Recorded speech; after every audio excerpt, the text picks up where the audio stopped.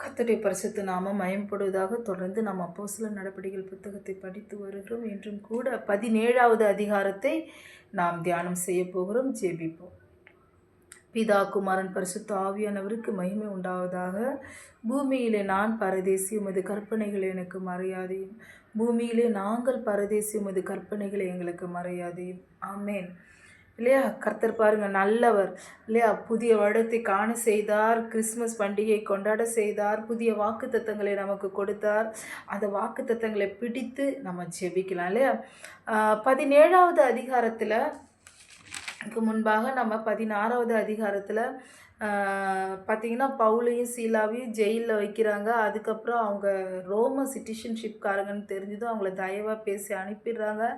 லிதியா வீட்டுக்கு வந்து லிதியாவுக்கு ஆறுதல் சொல்லிவிட்டு அங்கேருந்து கிளம்புறாங்க. கிளம்பும்போது பாருங்கள் 17வது அதிகாரம் 1வது வசனம் என்ன சொல்லுகிறது?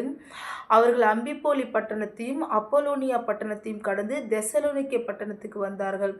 அங்கே யூதருக்கு ஒரு ஜெப ஆலயம் இருந்தது. பாருங்கள், இப்போ தெசலோனிக்கே பட்டணத்துக்கு வந்திருக்காரு. அங்கே யூதருக்கு ஒரு ஜெப ஆலயத்தை கண்டுபிடிக்கிறாரு.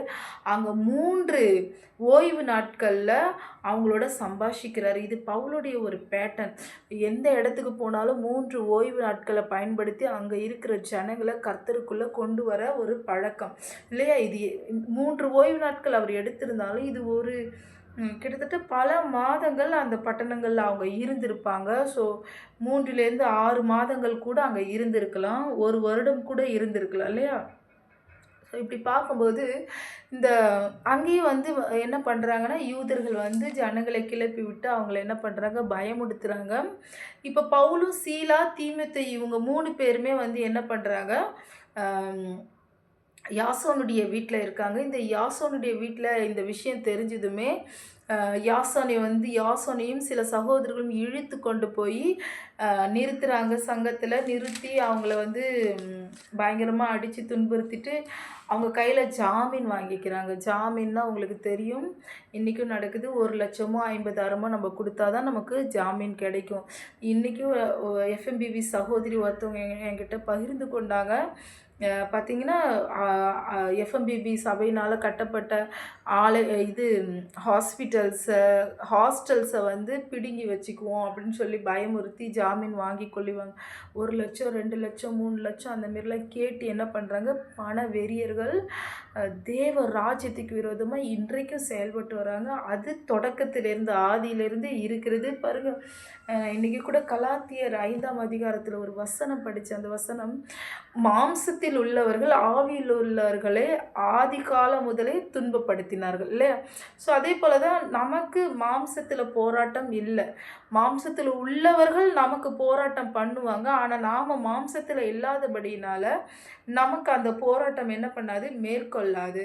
ஸோ ஆவியில் இருக்கிற நாம், பிதா எப்படி ஆவியில் இருக்காரோ நாமும் ஆவியில் இருக்கும் பொழுது அந்த மாம்ச போராட்டம் என்ன பண்ணாது, இருக்காது. பாருங்க, சகோதரர்கள் பவுல், சீலா, தீமோத்தேயு இவங்க எல்லாரையும் கொண்டு வந்து எங்கே கொண்டு வந்து விடுறாங்கன்னா, பெரேயா பட்டணத்தில். இந்த பெரேயா பட்டணத்தார் ரொம்ப ஆச்சரியமான ஒரு விஷயத்தை படிக்க முடியுது. அந்த பட்டணத்தார் மனோவாஞ்சியாய் வசனத்தை ஏற்றுக்கொண்டு காரியங்கள் இப்படி இருக்கிறதா என்று தினந்தோறும் வேத வாக்கியங்களை ஆராய்ந்து பார்த்ததினால் தெசலோனிக்கையில் உள்ளவர்களை பார்க்கலும் நற்குணசாலிகளாக இருந்தார்கள். பாருங்க, பெரேயா பட்டணத்து ஜனங்கள் வேத வாக்கியங்களை ஆராய்ந்து பார்த்தாங்களாம். ஸோ அது எனக்கு ரொம்ப கொஞ்சம் அவங்களுக்கு கல்வி அறிவு இருந்திருக்கும். நமக்கு தெரியும், வேதம் வாசிப்புன்றது ஒரு கொஞ்சம் படிக்க தெரியணும். ஸோ ஆனால் வந்து அதுக்காக படிக்காதவங்க வேதவசன ஆலயத்துக்கு வராங்க. கேட்கிறவன் பாக்கியவான்னு வேதம் சொல்லுது இல்லையா? ஸோ நிறைய விஷயத்த அவங்க கேட்குறாங்க. அந்த வசனங்களை கொண்டு ஆண்டவர் என்ன பண்ணுறாரு, அவங்கள பரிசுத்தப்படுத்துகிறாரு. ஒரு சாட்சியை கேட்டால், பாகிஸ்தானில் ஒரு சகோதரர் ஆண்டவரை ஏற்றுக்கொண்டு ரட்சிக்கப்பட்ட உடனே அந்த இரவு வந்து அவர் முழங்கால் போட்டு வேதம் வாசிக்கணும்னு ஆசைப்பட்டார். ஸோ அப்படி சொன்னதுமே ஆண்டவர் என்ன பண்ணார், யோவான் சுவிசேஷ பகுதியாக அவருடைய இருதயத்தில் வைத்துட்டாராம். அந்த யோவான் சுவிசேஷ பகுதியில் இருக்கிற அத்தனை விஷயமும் ஞாபகம் வருதா? ஒரு ஒரு ஒரு ஒரு புத்தகத்தை படித்திருந்தா நமக்கு எப்படி ஞாபகம் வரும்? அதுபோல் வரிக்கு வரி அவர் இருதயத்தில் வந்து ஆண்டவர் வைத்தார். நமக்கு வாஞ்சை இருந்தால் போதுங்க, ஆண்டவர் எதை வேணாலும் நமக்கு செய்வார் இல்லையா? வேத வாக்கியங்களை குறித்து நமக்கு ஒரு தாகம் வேணும். நான் இவ்வளவு படிக்கணும். இந்த வருடம் புதுசாக நீங்கள் தொடங்கியிருக்கீங்க, வேதத்தை வாசிங்க. 3 அதிகாரங்கள், 3லிருந்து 4 அதிகாரங்கள் நீங்கள் தினந்தோறும் வாசிக்கும்போது இந்த வருடத்தில் முழு வேதத்தையும் உங்களால் என்ன பண்ண முடியும்? வாசித்து முடிக்க முடியும். இப்போ நான்லாம் பார்த்தீங்கன்னா ஒரு நாளைக்கு 7லேருந்து 8 அதிகாரம் வாசிப்பேன். அதில் வந்து ஏதாவது ஒரு பகுதியை தியானம் செய்வேன். இப்போ நான் நிறைய இந்த வீடியோஸ்லாம் போட்டுட்ருக்கிறதுனால ஒரு நாளைக்கு 2 அதிகாரத்தை தியானம் செய்கிறதா இருக்குது. முதல்லலாம் நீங்கள் பார்த்தீங்கன்னா, இப்போ இந்த வீடியோ போகிறதுக்கு முன்னாடிலாம் ஒரு நாளைக்கு 13 அதிகாரம், 15 அதிகாரம் அந்த மாதிரிலாம் படிச்சிருக்கிறேன். எசேக்கியேல் புத்தகத்தெல்லாம் ஒரே நாள்லேயே முடிச்சிருக்கேன். அந்த அளவுக்கு தேவ சமூகத்தில் உட்கார நேரம் கிடைக்கும். இப்போ வந்து வீடியோஸ் போடுறதுனால நிறைய ப்ரிப்ரேஷன்ஸ்லாம் பண்ணுறதா இருக்குது. ஸோ அதனாட்டி வந்து கொஞ்சம் அதிகாரங்கள் குறைந்து போய்விட்டது. 6லேருந்து 7 அதிகாரத்தை வாசிக்கிறதுக்கு கர்த்தர் இந்நாளில் கிருபை செய்திருக்கார். வேதத்தை வாசிப்போம். கர்த்தருக்கு பிரியமானவர்கள், காலம் பொல்லாததாக இருக்கிறது. நம்ம வேத வார்த்தைக்குள்ளே நம்ம இப்போ விதைக்கிற இந்த விதைகள்லாம் நம்மளுடைய பிள்ளைகளுக்கு ரொம்ப பயனாக இருக்கும். அவங்கள பாதுகாக்கிற ஒரு வேலியாக இந்த வேத வசனம் அவங்களுக்கு இருக்கும். அதனாட்டி நாம் அதிகமாக என்ன பண்ணணும்? வேதத்தை தியானிக்கணும். இப்போ இங்கே மனவாஞ்சியாக அவங்க ஏற்றுக்கொண்டாங்க பெரிய பட்டணத்தார். அங்கே வந்து திரும்ப வந்து என்ன பண்ணுறாங்கன்னா, யூதர்கள் வந்து ஜனங்களை கிளப்பி விட்டு இப்போ அங்கேயும் விரோதம் பண்ணுறாங்க. சகோதரர்கள் அதை தெரிந்து பவுலை கொண்டு போய் என்ன பண்ணுறாங்கன்னா பார்த்தீங்கன்னா, அத்தேனே பட்டணத்திற்கு கொண்டு போகிறாங்க. அத்தேனே பட்டணத்தில் அவர் என்ன சொல்கிறாரு? பவுல் தீமோத்தேயும் சீலாவும் வர வரைக்கும் நான் இங்கே வெயிட் பண்ணுறேன் அப்படின்னு சொல்கிறாங்க. உடனே அவர் வந்து அங்கே வந்ததும் பார்த்தீங்கன்னா, அங்கே இருக்கிற சந்தை வெளிகளில் இருக்கிறவங்கள்ட்ட சம்பாஷிக்கிறாங்க. அங்கே இருக்கிற பலிபீடங்கள், ஆராதனை முறைகள்லாம் பார்க்குறாரு. அங்கே பார்த்தீங்கன்னா, அவர் பயங்கரமாக விக்கிரக ஆராதனை இருக்கிறதுனால ஆவியில் வைராக்கியம் கொண்டு போகிறவங்க அத்தனை பேருக்கு இயேசுவையும் அவருடைய உயிர்த்தெழுதலையும் பற்றி அவர் என்ன பண்ணுறாரு? பேசுகிறாரு. பாருங்க, நிறைய பேட்டர்ன்ஸ் வந்து பவுல் வந்து யூஸ் பண்ணுறாரு. யூதர்கள்ட்ட பேசும்போது கிறிஸ்து தான் இயேசுன்னு சொல்கிறார். இயேசுவே கிறிஸ்துன்னு சொல்கிறாரு. ஆனால் புறஜாதி ஜனங்கள்கிட்ட பேசும்பொழுது இயேசுவும் அவருடைய உயிர்த்தெழுதலை பற்றி பேசுகிறார். இயேசுவை பற்றி சொல்லும் பொழுது பிதாவையும் பிதா தன்னுடைய குமாரனை கொடுத்து எவ்வளவாய் நமக்கு அன்பு கூர்ந்தார் என்பதை பற்றியும், உயிர்த்தெழுதலை பற்றி பேசும்பொழுது மறுஜென்ம வாழ்க்கையை பற்றி பேசுகிறவராய் பவுல் வந்து ஒரு பேட்டர்ன்ஸ் அங்கே யூஸ் பண்ணுறாரு. ஸோ அதே போல் பேசுகிறாரு அந்த அத்தனை பட்டணத்தார். இப்போ பாருங்கள், நம்ம பெரிய பட்டணத்தாரை பற்றி போடப்பட்டிருக்குது. இங்கே இந்த அத்தனை பட்டணத்தாரை பற்றி என்ன போடப்பட்டிருக்கு பாருங்கள். அந்த அத்தனை பட்டணத்தார் எல்லாரும் அங்கே தங்குகிற அந்நியரும் நவமான காரியங்களை சொல்லுகிறதிலும் கேட்கிறதிலும் ஒழிய வேறொன்றிலும் பொழுதுபோக்குகிறதில்லை. இவங்க வந்து கேட்குறது அதிகமாக கேட்குறவங்க, நிறைய கேட்பாங்க. நிறைய ஃபிலாசபிஸை வந்து கேட்டு அவங்க அதை பற்றி ஒருத்தவங்க தர்க்கம் பண்ணி பேசிக்கிறது இல்லையா? ஸோ இந்தமாரி பேசி கொண்டு இருக்கும்போது இப்போ பவுலும் என்ன சொல்கிறாரு அப்படின்றத கேட்குறாங்க. அவர் சொல்கிறதெல்லாம் கேட்குறாங்க. கேட்டு ஒரு சிலர் சொல்கிறாங்க, நீ சொல்கிறத இன்னொரு டைம் கேட்போம் அப்படின்னு சொல்கிறாங்க. ஒரு சிலர் இவன் சொல்கிறத நம்ப முடியலையே அப்படின்னு சொல்லி சொல்கிறாங்க. ஆனாலும் அங்கேயும் அதிகமான ரட்சிப்பு ஏற்படுகிறது. பாருங்க, அந்த ஜனங்கள்கிட்ட பேசும்போது 2 வகையாக அவர் பேசுகிறாரு. ஒன்று வந்து, ஏன் வந்து ஆண்டவர் இதுக்கு முன்பாக நமக்கு தென்படவில்லை, ஏன் இப்போ தென்படுறாரு அப்படின்றத பேசுகிறாரு. ஆக்சுவலி அந்த கேள்விக்கு அவர் ஆன்சர் சொல்லாமல் அவர் என்ன சொல்ல வர்றாருன்னா, ஆதி காலத்திலிருந்தே ஆண்டவர் வந்து ஜனங்களை படைச்சி அவரை தேடுறதுக்கு அவர் சமீபமாக தன்னை அர்ப்பணிச்சிருக்காரு. ஆனாலும் ஜனங்கள் அறியாமையினால் அவரை அறியவில்லை என்பதை அவர் உறுதிப்படுத்துகிறார். பாருங்கள், இந்த வசனம் என்ன சொல்லுது? 27வது வசனம், கர்த்தராகிய தம்மை அவர்கள் தடவியாகிலும் கண்டுபிடிக்கத்தக்கதாக தம்மை தேடும்படிக்கு அப்படி செய்தார். அவர் நம்மில் ஒருவருக்கும் தூரமானவர் அல்ல. பழைய ஏற்பாட்டில் இந்த வசனம் எப்படி இருக்குன்னா, தம்மை தேடும்படிக்கு அவர் நமக்கு தடவியாகிலும் தேடும்படிக்கு அவர் நமக்கு சமீபமாக இருக்கிறார். பாருங்க, அவர் தூரமாகவே இல்லை, மனிதனுக்கு சமீபமாக தான் இருக்காரு. ஆனால் மனிதன் வந்து கேள்வி கேட்க மறந்து போயிடுறான். சமீபத்தில் கூட நீதிமொழிகள் இன்ட்ரொடக்ஷன் போடும்போது பார்த்தீங்கன்னா, அதில் ஒரு விஷயம் என்னன்னா, கேள்வி ஞானம் வேணும். ஜனங்களுக்கு என்ன வேணும்? இது ஏன், எதுக்கு, எப்படி, அவசியமா? அப்படின்ற கேள்வி ஞானம் வேணும். அப்ப அ கடவுள தொழுது கொள்ளுகிற ஜனங்கள் யாவரும் என்ன கேள்வி கேட்கணும்? நான் கும்பிடுற கடவுள் உண்மையான கடவுளா? அப்படின்ற ஒரு கேள்வி அவர்களுக்குள்ள எழும்ப வேணும். அப்போ எழும்பும் பொழுது ஆண்டவர் என்ன பண்ணுறாரு? உதவி செய்கிறார். சாது சுந்தர் சிங் அவர்களுடைய சாட்சிகளை நீங்கள் கேட்டிருப்பீங்க. அவர் ஒரு நாள் அவங்க சிங் இல்லையா, அந்த ஜெயின்ஸ். ஸோ அவங்க படுத்திருக்கும் பொழுது இத்தனை கடவுள்கள் இருக்காங்க, உண்மையான கடவுள் யாரோ அவங்க தான் இன்றைக்கி ராத்திரி வந்து என்கிட்ட பேசணும் அப்படின்னு சொல்லிட்டு படுத்தாராம். இயேசு தரிசனம் கொடுத்தாருங்க அவருக்கு. கேள்வி வேணும். அப்போ உண்மையான தெய்வத்தை அவர் அந்த கேட்ட கேள்வி நிமித்தம் அவருக்கு பதில் கிடைத்தபடினால அந்த நேரத்தில் இருந்து அவர் ஊழியத்தை ஸ்டார்ட் பண்ணார். ஆண்டவருக்காக ஜீவனையே கொடுக்கக்கூடிய ஒரு ஊழியத்தை அவர் என்ன பண்ணார்? ஸ்டார்ட் பண்ணார். ஸோ இங்கேயும் வந்து அப்படிதாங்க. ஆண்டவர் வந்து நம்ம தடவியாவது தேடி பார்க்கலாமா அப்படின்னா, குருடனுக்கு கூட அவர் தென்படுவாருன்னு சொல்கிறாருங்க.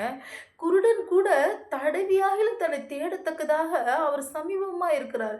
அப்படி என்றால் அவர் வந்து இப்போ நம்ம பார்க்குற கல்லையோ, மண்ணையோ, நிலாவோ, நட்சத்திரமோ இதில் அவர் இல்லை. அவர் தேடி பார்க்கத்தக்கதாக, அவரை தடவி பார்க்கத்தக்கதாக அவர் நமக்கு என்ன பண்ணுறாரு? சமீபமாக இருக்கிறார். ஒரு நாள் நான் அனுதினமும் ஆண்டவர் நம்மளை எழுப்புறாரு. ஆனால் இது ஒரு சின்ன அனுபவம். நான் தூங்கிட்டு இருந்தேன். விடியற் காலம்புற ஒரு 2:30 மணி இருக்கும். அந்த 2:30 மணிக்கு என்னுடைய விலா எலும்பை அப்படியே தொட்டு ஆண்டவர் எழும்புமா அப்படின்னு சொன்னார். அந்த தொட்ட அந்த அந்த இடம், அந்த நம்ம இப்படி தொட்டால் நமக்கு எப்படி ஃபீல் ஆகும்? ஸோ அதே போல் ஃபீல் ஆச்சு. அது கிட்டத்தட்ட ஒரு 3 ஆர் 4 ஹவர்ஸ் அந்த ஃபீலிங் போகவே இல்லை. கர்த்தருக்கு பிரியமானவர்களே, அவர் ரொம்ப நமக்கு சமீபமாக இருக்கிறார். நம்ம இருதயத்தை மட்டும் அவருக்கு நம்ம கொடுத்துட்டோன்னா, அவர் தான் வேணும் அப்படின்னு சொல்லி நம்ம நினச்சிட்டோன்னா போதும். ரூத் பாருங்கள், ரூத்துடைய ஒரு சின்ன விஷயம், ஒரு சின்ன டெசிஷன். நான் அநேகருக்கு சொல்லுவேன், ரூத் புத்தகத்தில் கட்டளை இல்லை, எல்லா வாக்குத்தத்தத்துக்கு பின்னாடி ஒரு கட்டளை இருக்கும். ஆனால் ரூத் புத்தகத்தில் ஒரே ஒரு டிசிஷன், அவள் எடுத்த ஒரே ஒரு முடிவு பாருங்கள், அவளை ஒரு ராஜாத்தியா, அவள் எந்த நிலத்தில் பொறுக்கிறதுக்கு போனாலோ அந்த நிலத்துக்கு சொந்தக்காரியாக ஆண்டவர் மாற்றிட்டாரு. மனைவி என்ற ஸ்தானத்தை இழந்தவளுக்கு திரும்பவும் மனைவி என்ற ஸ்தானத்தை கொடுத்தாரு. பிள்ளை பேரை கொடுத்தாரு, குடும்பத்தை கொடுத்தாரு, தேசத்தை கொடுத்தாரு. பயங்கரமான ஒரு ஆசீர்வாதம். என்ன டிசிஷனுங்க அது? நீங்கள் கும்பிடுற அந்த இஸ்ரவேலின் தேவன் தான் என்னுடைய தேவன். பாருங்கள், அந்த ஒரு முடிவுக்காக கர்த்தர் கொடுத்த ஆசீர்வாதத்தை இன்றைக்கி நாமளும் அப்படிதாங்க. அவர் தான் நம்ம தெய்வம்னு நம்ம டிசிஷன் எடுத்திருக்கோம் பார்த்தீங்களா? நம்ம வெட்கப்பட்டு போக மாட்டோம், நம்ம வெறுமனையாக நிற்க மாட்டோங்க. நம்மளை ஆசீர்வதிப்பார், நம்மளை ராஜாத்தியாக தான் அவர் வைப்பார். அதில் எந்த சந்தேகமும் கிடையாது. ஆனால் ஒரு வலிக்கு பின்னாடி தான் ஒரு மகிழ்ச்சி இருக்கிறது. ஸோ இந்த பாடுகள் வழியாக நம்ம போய்கிட்டே இருந்தாலும் கூட நம்மளுடைய வீடு என்ன பண்ணப்படுகிறது? ஆசீர்வதிக்கப்படுகிறது.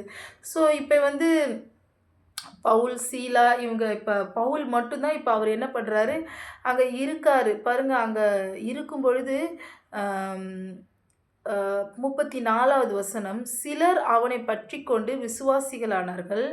அவர்களில் மார்ஸ் மேடையின் நியாயாதிபதிகள் ஒருவனாகிய தியோனிசியு என்பவனும் தாமாரி என்னும் பேருள்ள ஒரு ஸ்திரீயும் இவர்களுடனே வேறு சிலரும் இருந்தார்கள். பாருங்கள், அந்த மார்ஸ் மேடை, அந்த மேடையுடைய நியாயாதிபதியே ஆண்டவராகிய இயேசு கிறிஸ்து விசுவாசித்து அவர்களோட சேர்ந்து கொண்டார். பாருங்கள், இவ்வளோ ஒரு ஆச்சரியமாக இருக்கு இல்லையா?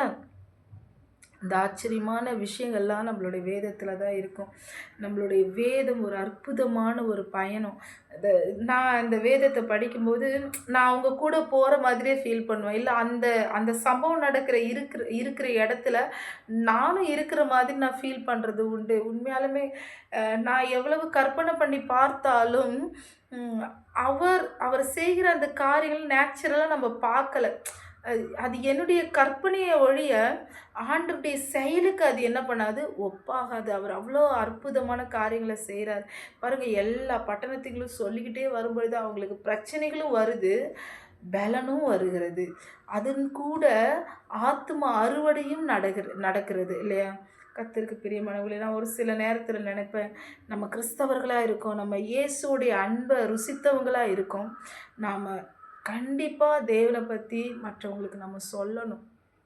ஒருத்தவங்க கஷ்டப்படும்போது அவங்களோட பேசணும். உங்களோட பக்கத்தில் பயணம் பண்ணுறவங்களோட தேவனை பற்றி பேசுங்க. நீங்கள் எங்கெல்லாம் போகிறீங்களோ ஒரு சின்ன ஜெபம் பண்ணுங்க. ஆண்டவரே, இன்றைக்கி உங்களை பற்றி நான் யார்கிட்டயாவது பேசணும். ஸோ அப்படி சொல்லும் பொழுது தாங்க எடுத்து அவர் நடத்துவார். உங்களுக்குள்ள அந்த வாஞ்சை இருக்கணும், உங்களுக்குள்ள அந்த விருப்பம் இருக்கணும். அப்போ தான் என்ன பண்ண முடியும், நம்மளால் செயல்படுத்த முடியும். நம்ம பார்த்தோம், இன்றைக்கி ஒரு 3 பட்டணங்களை குறித்து பார்த்தோம். தெசலோனிக்க பட்டணம், பெரேயா பட்டணம், அதுக்கப்புறம் அத்தேனே பட்டணம். இந்த 3 பட்டணங்களில் ஆண்டவர் எவ்வளவாய் கிரியை செய்தார் பவுல், சீலா, தீமோத்தேயுவை கொண்டு இல்லையா?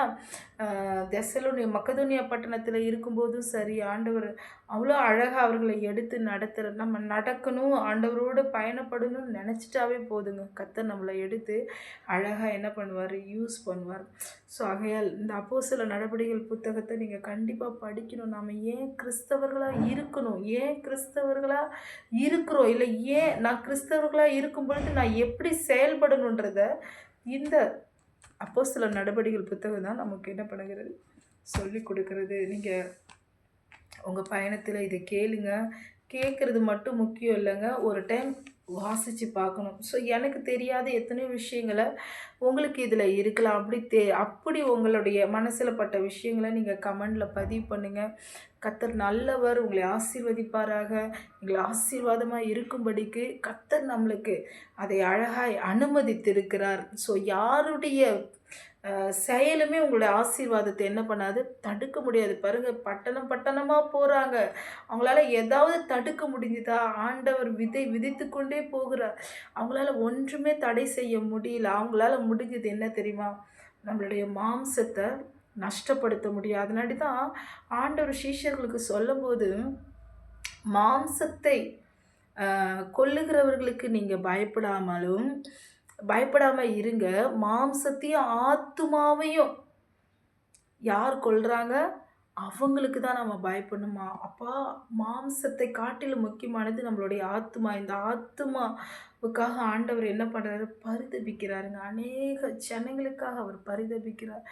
நம்ம ஒவ்வொரு நாளும் நமக்கு வாய்ப்பு கிடைக்கும் போதெல்லாம் நம்ம தேவ வார்த்தையை என்ன பண்ணணும், பகிர்ந்து கொள்ளணும். அநேகருக்கு நம்ம சாட்சியாக இருக்கணும். கர்த்தருக்கு பிரியமானவர்களே, நீங்கள் ஆசீர்வாதமாய் இருக்க அழைக்கப்பட்டவர்கள்.